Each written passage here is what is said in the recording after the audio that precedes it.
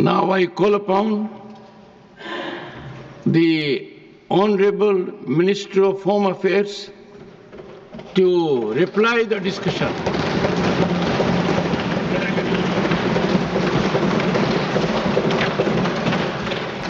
धन्यवाद सभापति महोदय। एक प्रकार से 2 दिन से ये महान सदन में गृह मंत्रालय पर पक्ष और विपक्ष दोनों के सदस्यों ने अपने विचार रखे। काफी उपयोगी सुझाव भी आए हैं। कुछ हमारी कमियों की तरह भी ध्यान दिलाने का प्रयास किया गया है। कुछ राजनीतिक आक्षेप भी किए गए और कुछ राजनीतिक रूप से टिप्पणियां भी की गई।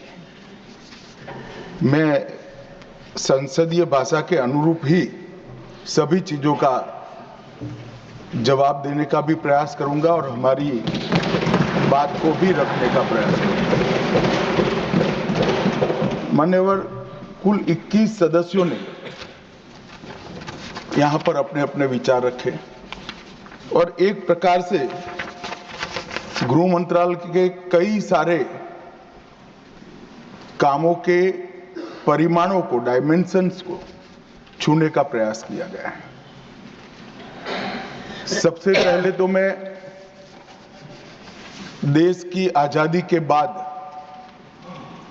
देश की आंतरिक सुरक्षा को और देश की सरहदों को सुरक्षित करने के लिए जो भी स्टेट पुलिस के और सेंट्रल पैरामिलिट्री फोर्सेस के जवानों ने अपना सर्वोच्च बलिदान दिया है, वो हजारों जवानों को मैं मनपूर्वक श्रद्धांजलि देना चाहता हूं, क्योंकि इनके इस सर्वोच्च बलिदान से ही देश आजादी के 76 साल पार कर विश्व में अग्रणी भूमिका निभाने के लिए जा रहा है।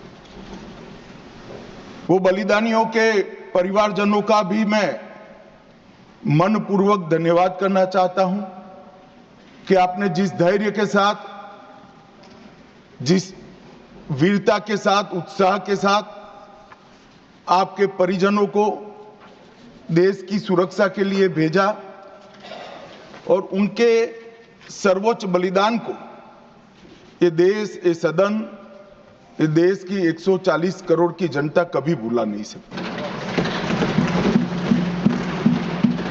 मान्यवर, गृह मंत्रालय एक प्रकार से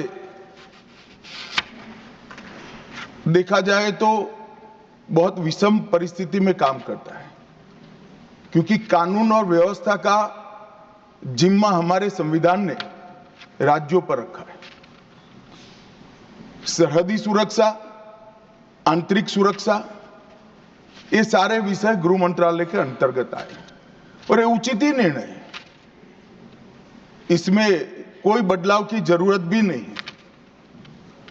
परंतु कानून और व्यवस्था का जिम्मेदारी जब राज्यों का होता है, तब अब 76 साल के बाद ऐसी परिस्थिति खड़ी हुई है कि कई प्रकार के क्राइम राज्य की सीमा तक सीमित नहीं होते, वो अंतरराज्य भी होते हैं, बहुराज्यीय गुनाह भी होते हैं, जैसे नारकोटिक्स है, साइबर क्राइम है, जैसे संगठित अपराध की गैंगे हैं, जैसे हवाला है।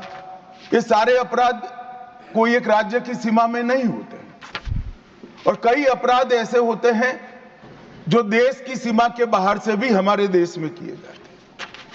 और इस सबको देखते हैं तो समयानुकूल तरीके से गृह मंत्रालय में परिवर्तन होना बहुत जरूरी होता है। और मैं बहुत गर्व के साथ कहता हूं कि 10 साल में नरेंद्र मोदी जी ने कई सालों के परिवर्तन जो नहीं किया गया था, उसको एक साथ कर राष्ट्रीय सुरक्षा को सुनिश्चित करने का काम किया।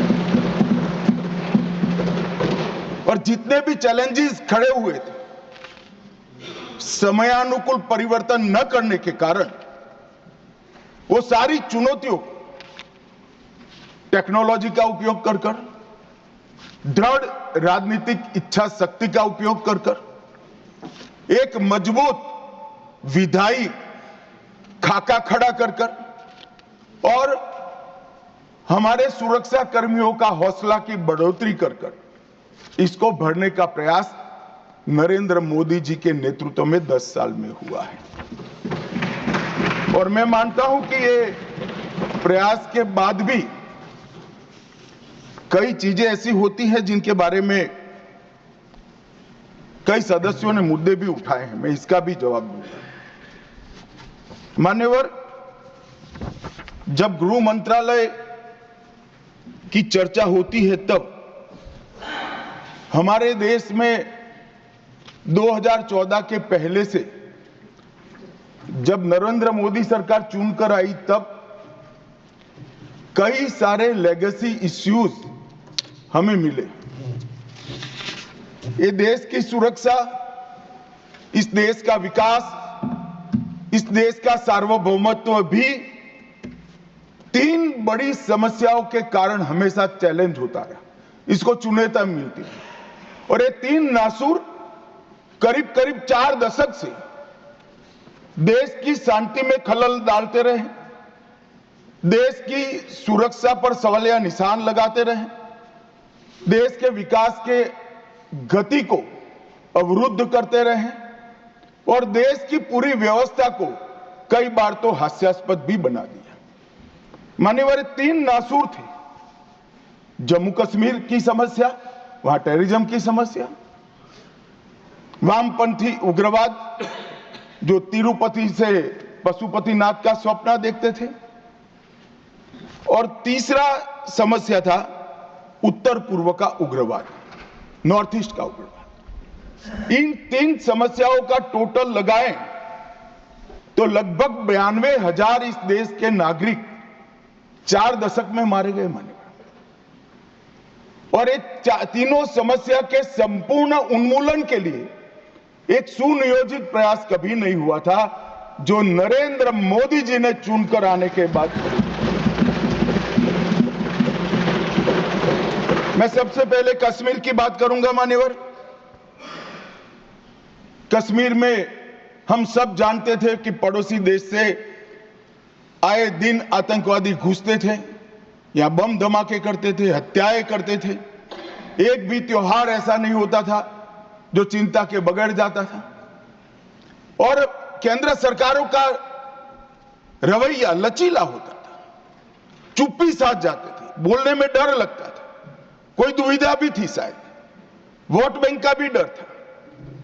नरेंद्र मोदी जी के आने के बाद आतंकवाद के खिलाफ 0 टॉलरेंस की नीति प्रधानमंत्री की ने।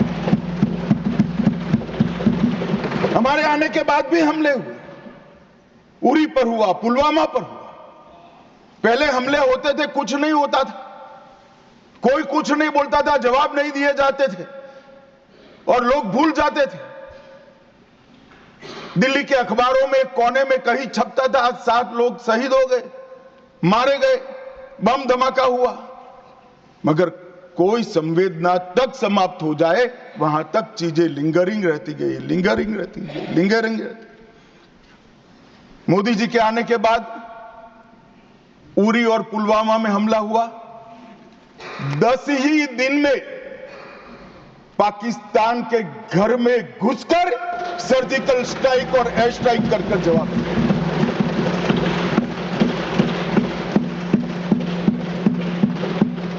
पूरे दुनिया में 2 ही देश ऐसे थे जो अपनी सीमा और सेना की सुरक्षा के लिए हमेशा सम्मान के साथ तत्पर रहते थे, इजराइल और अमेरिका। वो 2 देशों की सूची में मेरे महान भारत का नाम जोड़ने का काम नरेंद्र मोदी।